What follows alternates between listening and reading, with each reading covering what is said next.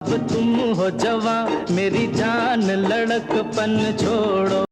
ऐसे तो ना देखो कि हमको नशा। ये गाने हैं मोहम्मद रफ़ी के, जो उन्होंने देवानंद के लिए गाए। देवानंद एक ऐसे हीरो के रूप में जाने जाते हैं जो अपनी हीरोइन को सम्मोहित करता था। कहीं बेख्याल होकर यूं ही छू लिया। चाहे वैजयंतीमाला हो अभी ना जा मेरे साथी, या वहीदा रहमान आके मेरे हाथों में हाथ। या हेमा मालिनी, झूठा ही सही पल भर के लिए। देवानंद के बारे में एक और बात कही जाती है, वो ये कि उन्होंने जिस निर्माता निर्देशक के लिए काम किया, उसका फायदा उस फिल्म निर्माता या निर्देशक को हुआ। चाहे नवकेतन का बैनर हो या RK का बैनर। देवानंद ने शुरू में किशोर कुमार से गवाया, लेकिन 50 के दशक में वो मोहम्मद रफ़ी के कायल हो गए। इसमें सबसे बड़ी भूमिका रही संगीतकार SD बर्मन की। चले गए हम। दरअसल देवानंद भी दिल से जवान थे और संगीतकार SD बर्मन भी। दीवाना मस्ताना हुआ दिल जाने कहाँ। संगीत के मामले में तो दोनों एक दूसरे के लिए बने थे। कहा जाता है, जब संगीतकार SD बर्मन देवानंद के नवकेतन के बैनर से जुड़े थे, तब आर के बैनर के राज कपूर और शंकर जयकिशन के कान खड़े हो गए थे। इसके बाद दोनों बैनरों को एक दूसरे से मिली चुनौती के कारण एक से बढ़कर एक टक्कर के गाने सुनने को मिले। देव आनंद और मोहम्मद रफ़ी की जोड़ी 1950 के दशक के आरंभिक दिनों में शुरू हो गया था। और बन जाऊं चित चोर तो बोलो क्या करोगे, तो बोलो क्या करोगे।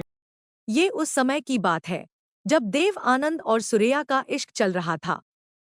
इसी समय 1951 में देव आनंद और सुरैया की सनम आई थी। SD बर्मन और मोहम्मद रफ़ी की जोड़ी ने ढेरों यादगार गाने दिए। अपनी तो हर आह एक तूफान है। देव आनंद इस बात को स्वीकार करते थे कि मोहम्मद रफ़ी ने जैसी आवाज़ उन्हें प्लेबैक में दी, वैसी कोई दूसरा नहीं दे सकता था, किशोर कुमार भी नहीं। हालांकि वो ये भी कहते थे कि किशोर कुमार का उपयोग उन्होंने इसलिए किया कि वो आवाज़ उन पर फबती थी। देव आनंद के रोमांटिक रेंज को देखें तो मोहम्मद रफ़ी का कोई मुकाबला नहीं। ऊपर वाला जान कर अनजान है। कहा जाता है, मोहम्मद रफ़ी हर अभिनेता के लिए अलग तरह से गाते थे। आपके पहलू में आकर। हर हीरो के लिए उनकी आवाज़ में कुछ ना कुछ अलग ज़रूर होता था। रे मधुबन मेरा।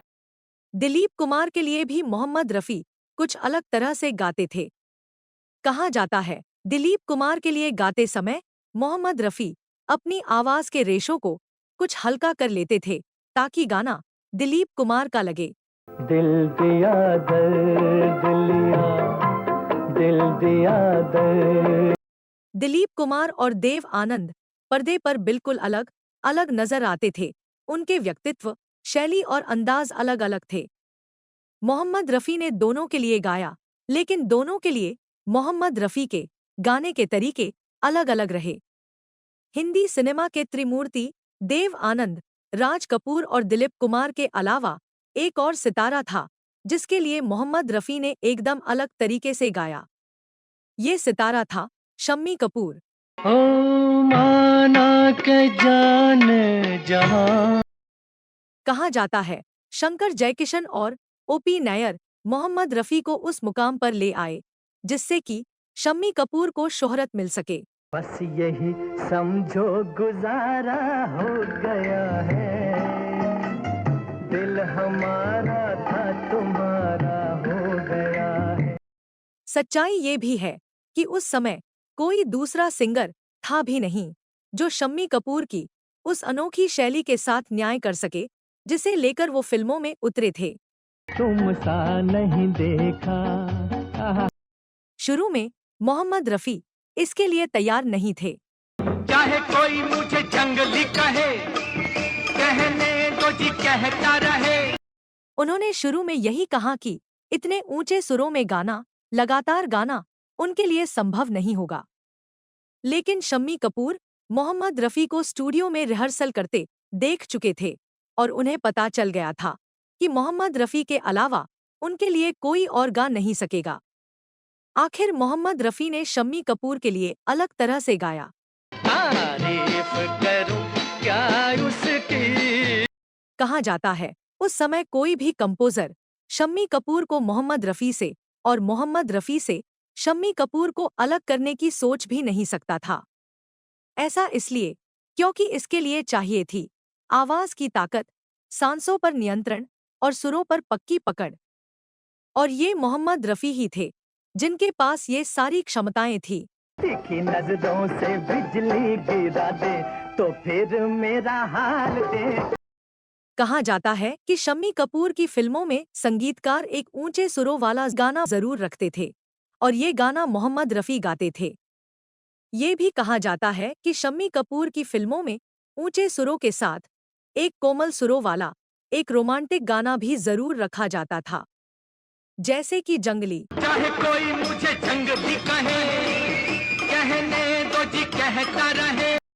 एहसान तेरा होगा मुझ पर दिल।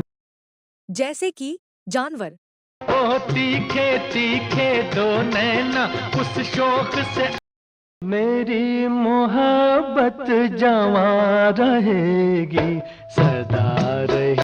जैसे कि कश्मीर की कली।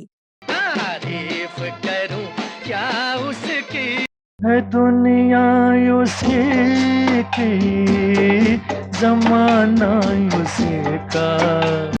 जैसे कि ब्रह्मचारी। अभी तेरे सुर्ख होठों के प्याले मेरे, मैं गाऊं तुम सो जाओ। अचरज नहीं कि मोहम्मद रफी की मौत के बाद शम्मी कपूर को लगा कि उनकी जुबान ही खो गई है। मोहम्मद रफी की मौत के बाद शम्मी कपूर को बाहर आने में समय लगा। दिल के झरोके में तुझको बिठा कर, यादों को तेरी मैं दुल्हन बना कर। कहा जाता है जब धर्मेंद्र फिल्मों में आए थे तो बड़े भोले लगते थे। मोहम्मद रफी ने उनके भोलेपन के लिए भी अपनी तरह से गाने गाए। मोहम्मद रफी अपने गाने में धर्मेंद्र के चेहरे वाला भोलापन ले आए। मैंने गाहे तेरे चेहरे से। धर्मेंद्र आज तक मानते हैं कि मोहम्मद रफी जैसा उनके लिए और कोई नहीं गाया। तुझसे निभ जाएगी मैं इनसे निभाऊं के। अगर आपको ये कहानी अच्छी लगी हो तो इसे लाइक करें, शेयर करें और चैनल को सब्सक्राइब करें। नमस्कार। मेरी मोहब्बत जवां रहे।